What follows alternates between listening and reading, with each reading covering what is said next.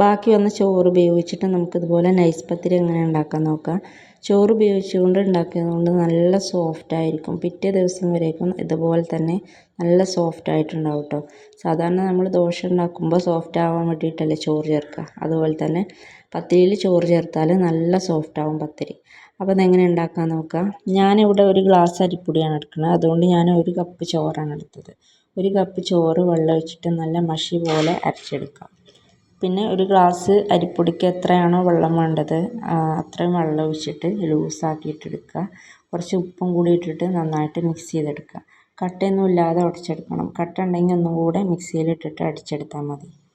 പിന്നെ സ്റ്റൗ കത്തിച്ച് അടുപ്പിൽ വെക്കുക. ഇടയ്ക്കിടയ്ക്കൊന്ന് ഇളക്കി കൊടുക്കണം, അല്ലെങ്കിൽ അടിയിൽ പിടിക്കാൻ സാധ്യതയുണ്ട്. അപ്പോൾ അത് നന്നായിട്ട് തിളച്ച് വരുമ്പോൾ അരിപ്പൊടി ഇട്ട് കൊടുക്കുക. ഞാൻ ഇവിടെ ഈ ഗ്ലാസ്സിന് 1 ഗ്ലാസ് അരിപ്പൊടിയാണ് ഇട്ട് കൊടുത്തത്. പൊടി ഇട്ട് കൊടുത്ത ഉടനെ തന്നെ ഇങ്ങനെ കുത്തി ഇളക്കി കൊടുക്കരുത്. പൊടി ഇട്ട ശേഷം 1-2 മിനിറ്റ് ചെറിയ തീയിലൊന്ന് അതുപോലെ വെക്കുക. എന്നിട്ട് തുറന്നിട്ട് നന്നായിട്ട് മിക്സ് ചെയ്ത് കൊടുത്തിട്ട് കൗണ്ടർ ടോപ്പിലിട്ട് കുഴച്ചെടുത്താൽ മതി.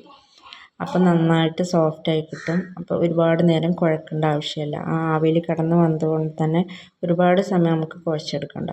പിന്നെ നമ്മൾ കയ്യിൽ തുള്ളി എണ്ണ ആക്കിയിട്ട് അതുപോലെ ഒന്ന് ആക്കി കൊടുക്കുക. ഇങ്ങനെ എണ്ണ ആക്കിയാൽ പിന്നെ ഓരോ പ്രാവശ്യവും പ്രസ്സിൽ എണ്ണ ആക്കി കൊടുക്കേണ്ട ആവശ്യമില്ല.